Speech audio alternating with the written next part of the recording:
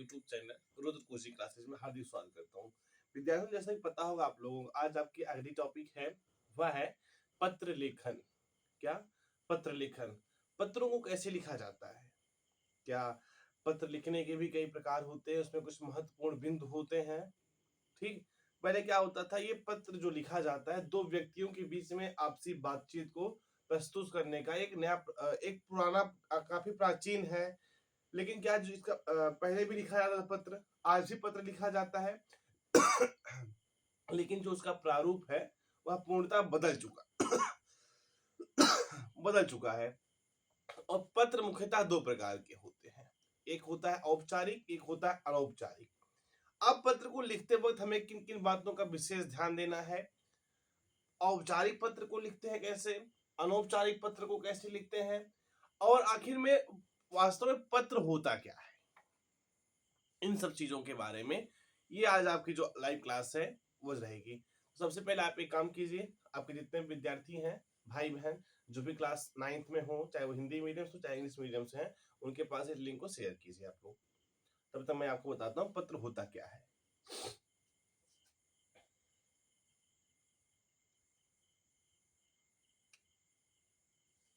आप लोग इसमें डाल लीजिए।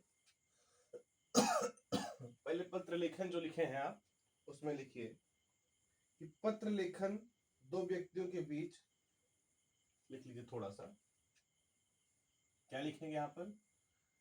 पत्र लेखन, पत्र लेखन दो व्यक्तियों के बीच, दो व्यक्तियों के बीच। देखो पत्र क्या होता है बेटा, दो व्यक्तियों के बीच संवाद स्थापित करने का एक साधन है। कन्वर्सेशन इसे कहते हैं, संवाद स्थापित करने का, स्थापित करने का एक साधन है। ठीक है प्यारे बच्चों, अब डालिए हेडिंग आप, क्या? पत्र की विशेषताएं। हेडिंग क्या डालेंगे आप? पत्र की विशेषताएं। एक पत्र में मुख्यतः कौन कौन सी विशेषताएं होती हैं वह लिखना है आपको। क्या? पत्र की विशेषताएं। तो पत्र की जो विशेषताएं हैं उसमें पहली विशेषता आप लोग लिखिए, पत्र की भाषा। पत्र की भाषा देखिए, पत्र की भाषा सरल। पत्र की भाषा कैसी होनी चाहिए बेटा? एकदम सरल भाषा होनी चाहिए, स्पष्ट तथा प्रभावपूर्ण। सरल हो, स्पष्ट हो एवं प्रभावपूर्ण होती है। प्रभावपूर्ण होती है। या क्या बेटा? पत्र की विशेषताओं में पहली विशेषता थी। अब यह जो पत्र है उसकी दूसरी विशेषता लिखिए, पत्र में संक्षिप्तता नहीं होनी चाहिए। क्या बेटा? पत्र में संक्षिप्तता नहीं होनी चाहिए, नहीं होनी चाहिए। ये नंबर सेकंड था। ये पत्र की विशेषताएं बता रहा हूं, जिसको आप लोग अच्छे तरीके से समझिएगा और इसको नोट भी करते रहिएगा। ठीक, नंबर थर्ड है बेटा आपका, पत्र में पुनरुक्ति से बचना चाहिए। क्या लिखेंगे इसमें? कि पत्र में पुनरुक्ति से, पत्र में पुनरुक्ति से बचना चाहिए। पत्र में पुनरुक्ति से बचना चाहिए बेटा। ठीक, जिससे पत्र अनावश्यक लंबा ना हो, जिससे जिससे पत्र अनावश्यक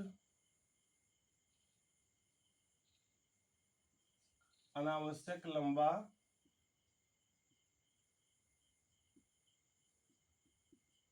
ना हो। ठीक है प्यारे बच्चों, नंबर 4 लिख लीजिए आप लोग। लिखिए, पत्र में सरल एवं छोटे वाक्यों का, लिखिए नंबर 4 क्या है? पत्र में सरल एवं छोटे वाक्यों का प्रयोग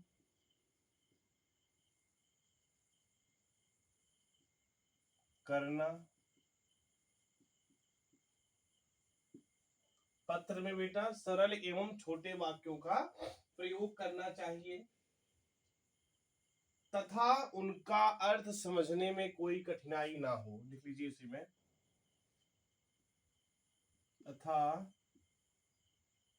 उनके अर्थ समझने में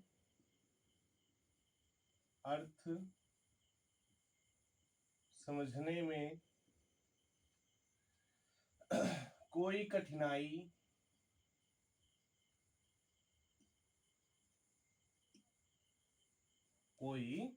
कठिनाई नहीं होनी चाहिए।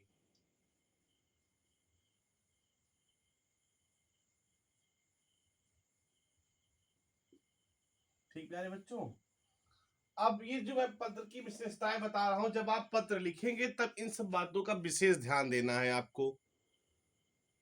ठीक है प्यारे बच्चे, कि पत्र में कोई कठिनाई नहीं होना चाहिए, पत्र में सरल एवं छोटे वाक्यों का प्रयोग होना चाहिए, इन सब बातों का विशेष ध्यान देना बेटा। लिखो, पत्र में इस प्रकार के शब्दों का प्रयोग करना चाहिए।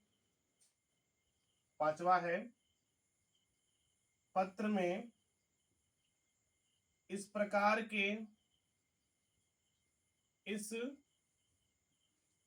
के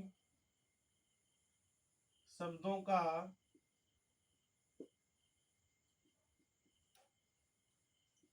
प्रयोग करना चाहिए।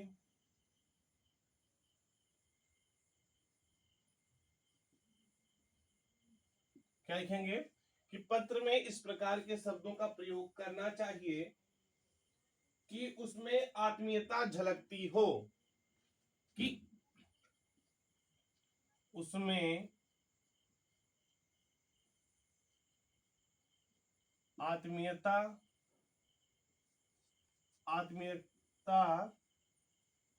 झलकती हो। ये पत्र की बेटा विशेषताएं हैं। नंबर 6 विशेषता क्या है पत्र की? लिखिए, एक प्रकार के भाव विचार, एक प्रकार के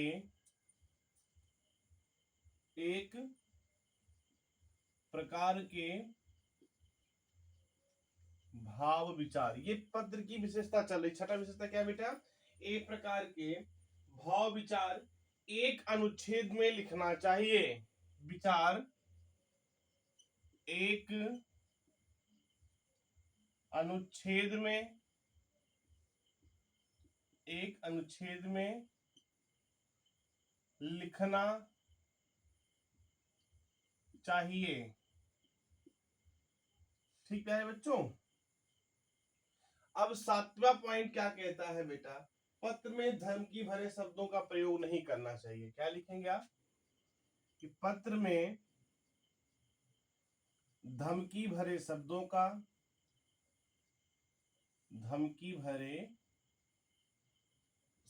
का प्रयोग नहीं करना चाहिए।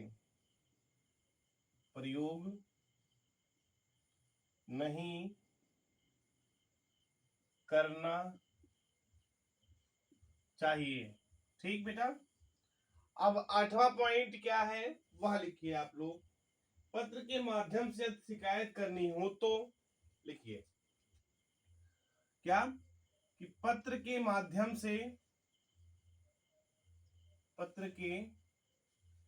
माध्यम से शिकायत करनी हो तो,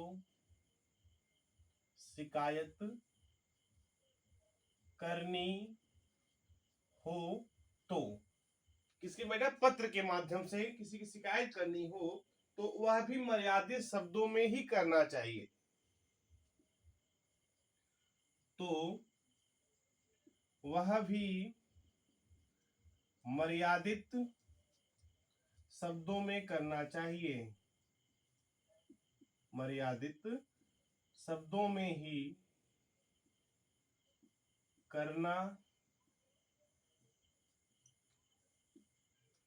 चाहिए। नंबर 9 क्या कहता है, नंबर 9 लिखिए, पत्र में प्रयुक्त भाषा से, पत्र में प्रयुक्त भाषा से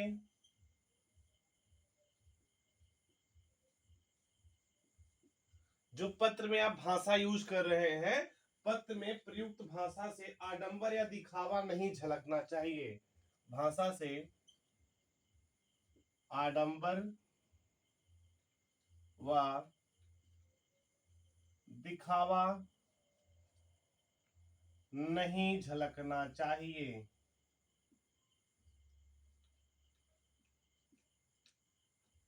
आखिरी पॉइंट है ये पत्र की विशेषता की।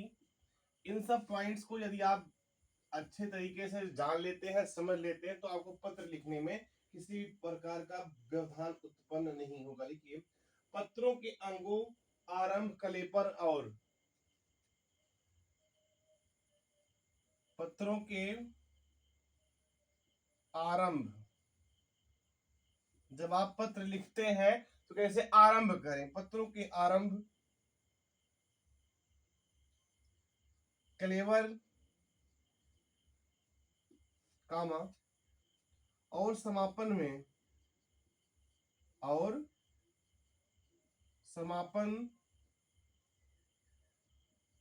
में संतुलन, संतुलन होना चाहिए, संतुलन होना चाहिए। तो बच्चों, ये जो आज अभी आपने पत्र की विशेषताओं में यह समझा है, इतने पॉइंट्स को, ठीक, इन पॉइंट्स को आप लोग अच्छे तरीके से जब समझ जाएंगे बेटा, है ना, तब आप जाकर के पत्र लिखना अच्छे तरीके से जान जाएंगे। ठीक प्यारे बच्चे, अब आप लोगों इसको अच्छे तरीके से समझ लीजिए। इसमें अगर कहीं त्रुटि होती है तो, या आपको समझने में कहीं दिक्कत होती है, तो आप हमें कमेंट के माध्यम से बता सकते हैं। ठीक बच्चे, अब आप लोग हेडिंग डालिए, पत्र के प्रकार। हेडिंग क्या है बेटा आपकी, पत्र के, पत्र के मुख्यतः इसके दो प्रकार होते हैं। कितने प्रकार होते हैं बेटा, पत्र के दो प्रकार होते हैं। ठीक, नंबर फर्स्ट है औपचारिक पत्र, औपचारिक पत्र, और नंबर 2 है बेटा अनौपचारिक पत्र।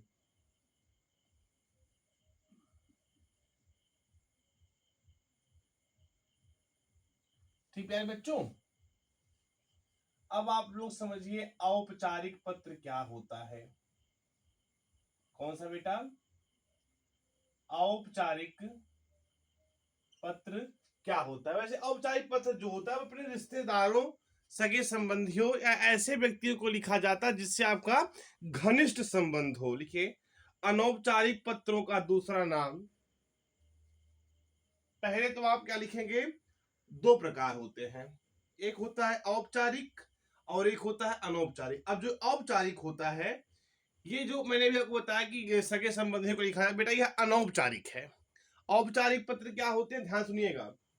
इस प्रकार के पत्र सरकारी, अर्ध सरकारी, लिखिए, इस प्रकार के पत्र, इस प्रकार के पत्र सरकारी, कामा लगा दीजिए आप लोग, अर्ध सरकारी,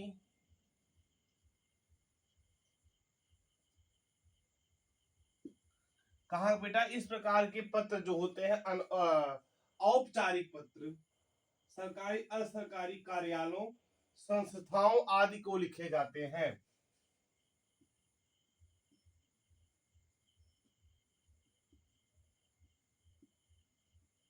संस्थाओं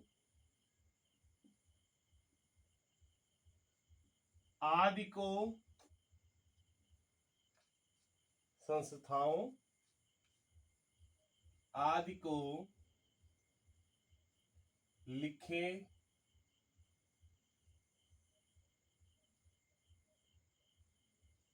लिखे जाते हैं। किसको लिखा बेटा? ये सरकारी या अर्ध सरकारी कार्यालयों संस्थाओं आदि इनमें प्रार्थना पत्र, आवेदन पत्र, शिकायती पत्र, इसमें लिख लीजिए, इनमें प्रार्थना पत्र, आवेदन पत्र, शिकायती पत्र, कौन कौन से पत्र बेटा? इनमें प्रार्थना पत्र, आवेदन पत्र, शिकायती पत्र, ठीक, सरकारी अर्ध सरकारी पत्र भी शामिल हैं, कामा सरकारी व अर्ध सरकारी, सरकारी व अर्ध सरकारी पत्र भी शामिल हैं।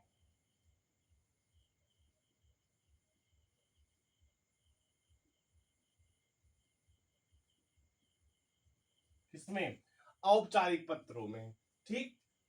अब देखिए एक चीज बता दिया कक्षा 9वीं में केवल औपचारिक पत्र, अनौपचारिक पत्र जो है 9वीं कक्षा के पाठ्यक्रम में केवल अनौपचारिक पत्र निर्धारित है।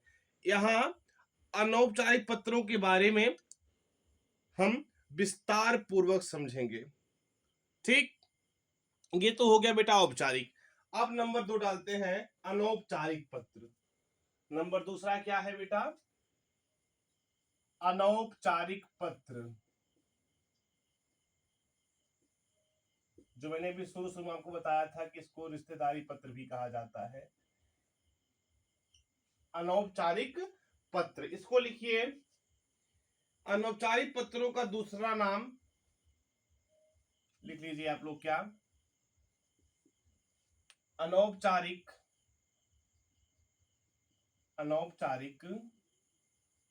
पत्रों का दूसरा नाम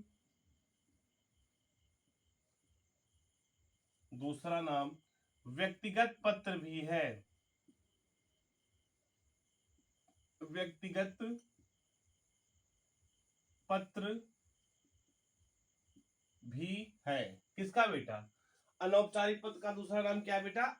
व्यक्तिगत पत्र भी है। ये पत्र अपने मित्रों, रिश्तेदारों, लिखिए, ये पत्र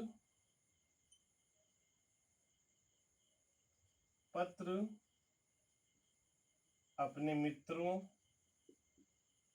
कामा रिश्तेदारों,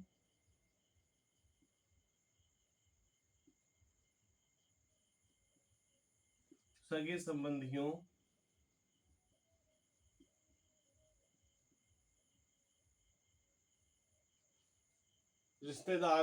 सगे संबंधियों तथा उन्हें लिखे जाते हैं जिनसे हमारा नजदीकी संबंध हो, तथा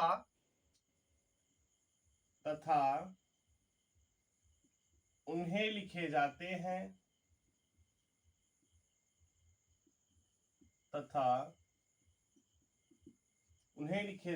हैं जिनसे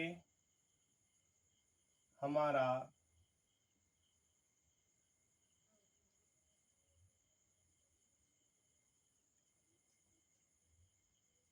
नजदीकी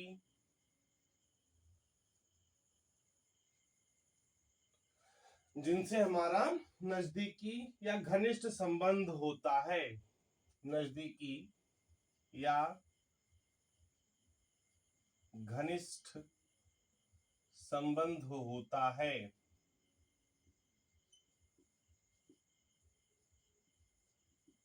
ठीक, ये अनौपचारिक बेटा कक्षा 9वीं की पाठ्यक्रम में इसी का बेटा है। ठीक, इन पत्रों में आत्मीयता झलकती है। इन पत्रों में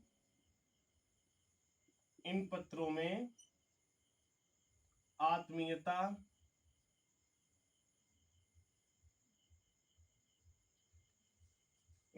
बेटा आत्मीयता झलकती है। इन पत्रों में आत्मीयता झलकती है। अनौपचारिक पत्रों में बेटा क्या होता है, आत्मीयता झलकती है। इनका कथ्य निजी एवं घरेलू होता है। क्या लिखेंगे, इनका कथन या तथ्य निजी या घरेलू होता है। निजी या घरेलू होता है। यह बेटा अनौपचारिक पत्र था। अब आप लोग हेडिंग डाल लीजिए, अनौपचारिक पत्र कैसे लिखें।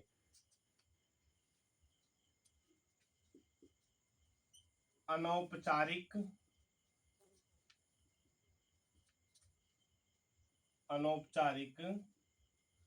पत्र कैसे लिखें। ठीक, अब इसमें नंबर फर्स्ट जानते हैं। पहली पॉइंट, अनौपचारिक पत्र को बेटा कैसे लिखा जाएगा, तो लिखने वाले का पता एवं दिनांक। नंबर 1 हेडिंग क्या है इसकी, लिखने वाले का पता, लिखने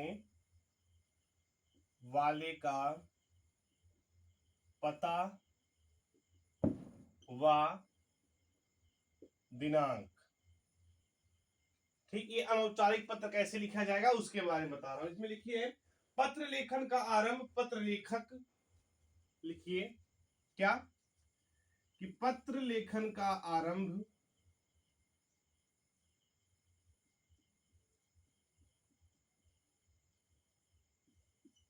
जब आप पत्र लिखेंगे तो क्या लिखेंगे इसमें, पत्र लेखन का आरंभ, पत्र लेखक अपना पता, पत्र लेखक अपना पता। ये जो बेटा पत्र लेखन है, अनौपचारिक पत्र जब लिखे पता, तो वह क्या क्या लिखेगा पहले। नंबर 1 क्या बेटा, लिखने वाले का पता व दिनांक। तो पत्र लेखन का आरंभ लेखक का पता और दिनांक लिखकर करता है। पता एवं दिनांक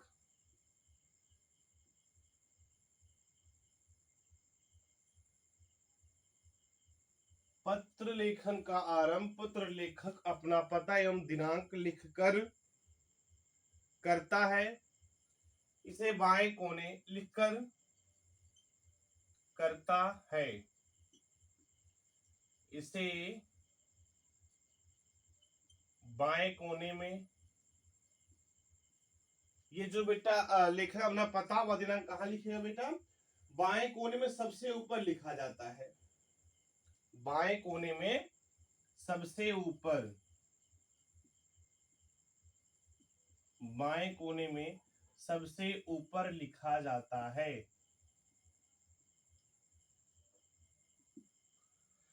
इसे बाएं कोने में सबसे ऊपर लिखा जाता है। पहले पता लिख करके उसके ठीक नीचे दिनांक लिखना चाहिए। बाएं कोने में सबसे ऊपर लिखा जाता है। पहले पता लिखकर,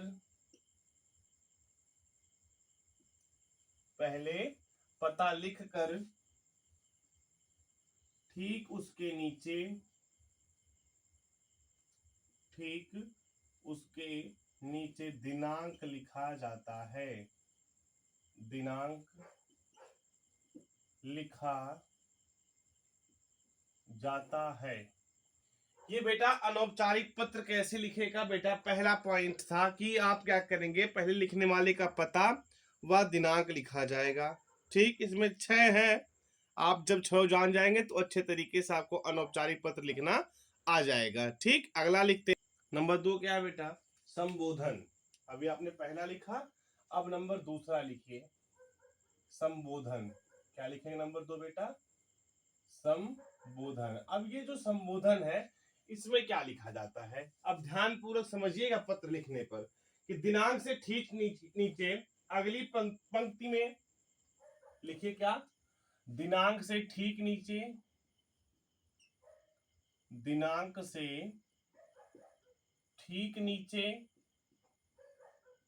दिनांक से ठीक नीचे अगली, ठीक नीचे अगली पंक्ति में, अगली दिनांक, जब आप बाएं कोने में पता व दिनांक लिखे थे उसके बाद दिनांक से ठीक नीचे अगली पंक्ति में उसके लिए संबोधन लिखा जाता है, उसके लिए, उसके लिए संबोधन लिखा जाता है, उसके लिए संबोधन लिखा जाता है। किसके लिए बेटा संबोधन लिखा जाएगा, जिसको हम पत्र भेज रहे हैं, जिसे हम पत्र भेज रहे हैं, जिसे हम पत्र क्या कर रहे हैं बच्चा, पत्र भेज रहे हैं। ये हो गया नंबर 2। नंबर तीसरा क्या कहता है अनौपचारिक पत्र लिखते वक्त बेटा, नंबर तीसरा है अभिवादन। अभी मैं आपको एक प्रारूप बताऊंगा, अभिवादन, यह नंबर तीसरा पॉइंट। जब आप अनौपचारिक पत्र कैसे लिखेंगे, लिखिए अभिवादन में संबोधन से अगली पंक्ति में क्या लिखेंगे, संबोधन से अगली पंक्ति में, संबोधन से अगली पंक्ति, जो संबोधन आप लिखेंगे उसके बाद बेटा अगली पंक्ति में पत्र पाने वाले के लिए, पंक्ति में क्या लिखेंगे बेटा आप अगली पंक्ति में, संबोधन में पत्र पाने वाले, पत्र पाने वाले, संबोधन से अगली पंक्ति में, ठीक बेटा, पत्र पाने वाले के लिए उसकी उम्र, अगली पंक्ति में पत्र, पत्र पाने वाले की उम्र। ठीक, जो संबोधन लिखे उसके बाद अभिवादन में लिखा है पत्र पाने वाले के लिए या पत्र पाने वाली की उसकी उम्र, संबंध पाने वाले की उम्र, क्या संबंध उससे, आदि। पत्र पाने वाले की उम्र, संबंध आदि के अनुसार उचित अभिवादन सूचक शब्द आदि, उचित अभिवादन सूचक शब्द, शब्द का प्रयोग किया जाता है,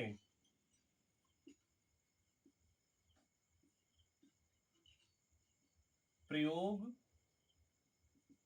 किया जाता है। नंबर चौथा क्या है, आप लोग उसको लिखिए।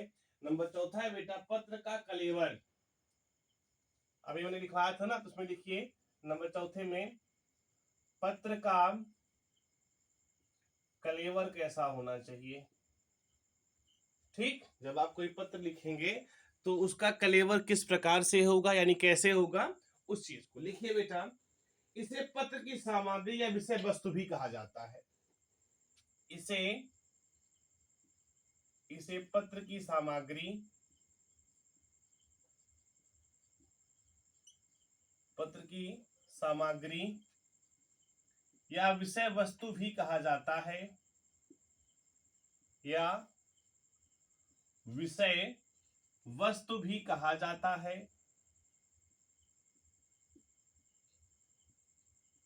इसे पत्र की सामग्री या विषय वस्तु भी कहा जाता है, यह पत्र का मुख्य भाग है।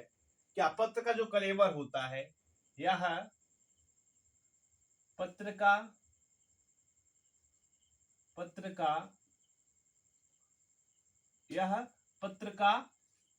मुख्य भाग है। कौन?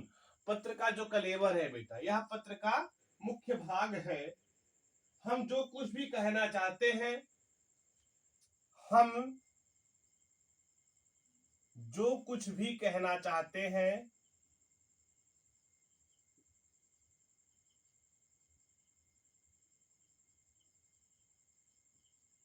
हम जो कुछ भी कहना चाहते हैं, जो बेटा पत्र का कलेवर है ना, हम जो कुछ भी कहना चाहते हैं उसे इसी अंश में लिखा जाता है, उसे इसी अंश में, इसी अंश में लिखा जाता है। यह क्या है बेटा? पत्र का कलेवर, यही मुख्य भाग होता है, यानी विषय सामग्री, वस्तु या सामग्री कहते हैं। लिखा जाता है भाव एवं विचार के अनुसार, भाव एवं विचारों के अनुसार, भाव एवं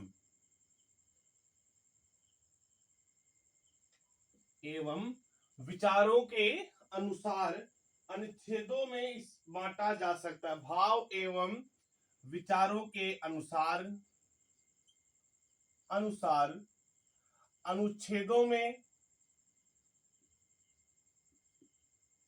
अनुच्छेदों में बांटा जा सकता है,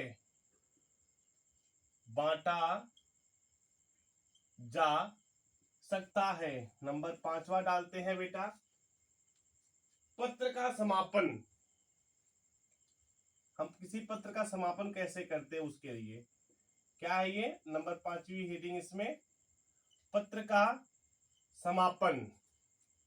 ठीक है बच्चों, अब इसमें लिखिए कि पत्र को समाप्त करते समय, पत्र को समाप्त करते समय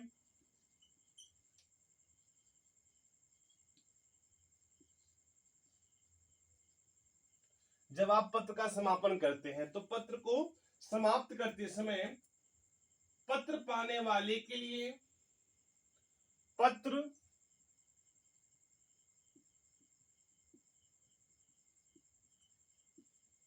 पाने वाले के लिए, जब आप पत्र लिख लेते हैं, ये नंबर 5वीं पॉइंट है बेटा ये, तो पत्र को समाप्त करते समय पत्र को पाने वाले के लिए यथा योग्य अभिवादन,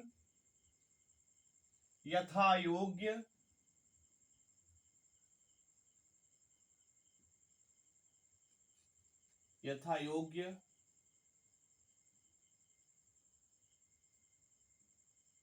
जब आप है ना कि पत्र जो पा रहा है उसके बेटा यथा योग्य अभिवादन जरूर लिखना या ज्ञापित करना चाहिए, जरूर लिखना या ज्ञापित करना चाहिए।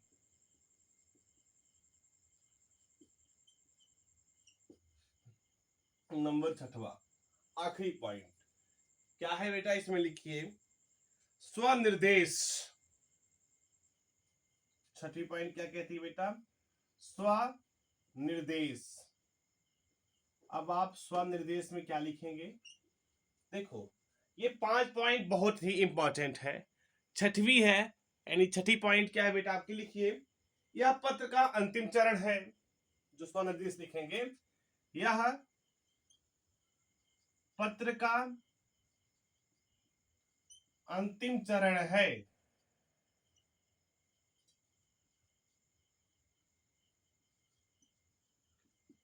यह क्या है बेटा, यह पत्र का अंतिम चरण है।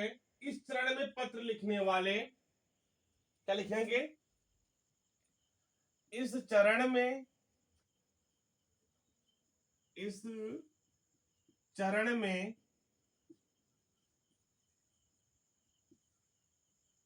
पत्र लिखने वाले अपने संबंध में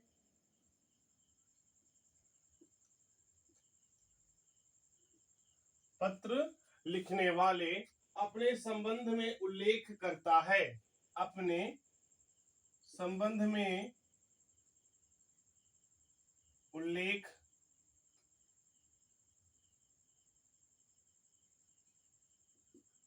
यह पत्र का अंतिम चरण है और इस चरण में पत्र लिखने वाले अपने संबंध में उल्लेख करता है। इसमें पत्र पाने वाले के साथ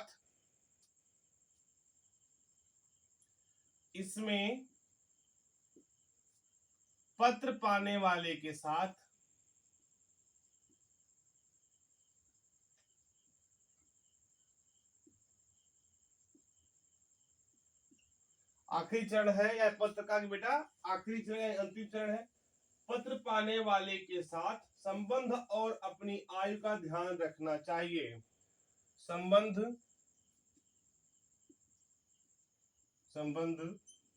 और अपनी आयु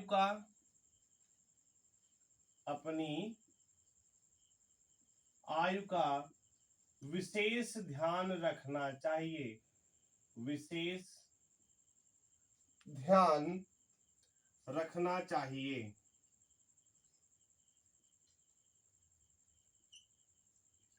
ये 6 पॉइंट थी जिसको आप अनौपचारिक पत्र को कैसे लिखते हैं। अब देखिए एक बात और आपको हम बता दें, जैसे जब आपकी परीक्षा में पूछा जाएगा कि नाम पता अगर दिया गया हो तो परीक्षा पत्र में लिखते समय वही नाम पता लिखें। प्रश्न पत्र में यदि कोई नाम पता न होने पर प्रेषक का जो पता होता है उसके स्थान पर परीक्षा भवन तथा नाम के स्थान पर का खा गा या आवासा लिखना चाहिए। व्यक्तिगत पत्रों में अपने नाम के साथ जाति सूचक नाम देने की आवश्यकता नहीं होती है। अब हम आपको अनौपचारिक पत्र का एक प्रारूप बना करके दिखा रहे हैं, उसको आप लोग अच्छी तरह समझ जाइएगा। तो बच्चों ये आप क्या लिखेंगे कि मैं जो पेश किया हूं आपके सामने क्या है, अनौपचारिक पत्र का प्रारूप है। पहले वाली 3 लाइनें में क्या लिखेंगे, अपना पता लिखेंगे या परीक्षा भवन या छात्रावास जो भी है उसको लिखेंगे। इसके बाद आप दूसरी लाइन जो मैंने बना रखा है देखिए दिनांक लिखा गया है, उसमें आप दिनांक लिखेंगे। इसके बाद यथोचित संबोधन, फिर यथोचित प्रणाम या आशीर्वाद लिखेंगे। ठीक, इसके बाद जो 3 लाइन मैंने बना रखा है उसको मैं लिखा है कुशल क्षेम। इसके बाद आप 4 लाइन देख रहे हैं बना हुआ है डॉट डॉट करके, उसमें मुख्य विषय वस्तु लिखी जाएगी। और जो बेटा इसके बाद देखिए आपको दिखा मिल रहा है समापन लिखेंगे। फिर लास्ट में आप संबंध का उल्लेख लिखेंगे और जो आखिरी पॉइंट है बेटा आखिरी लाइन में क्या लिखेंगे, प्रेषक का नाम लिखेंगे। ठीक है बच्चे, आई बात समझ में? आपको यह क्लास कैसे लगी आप हमें कमेंट के माध्यम से जरूर बताइएगा।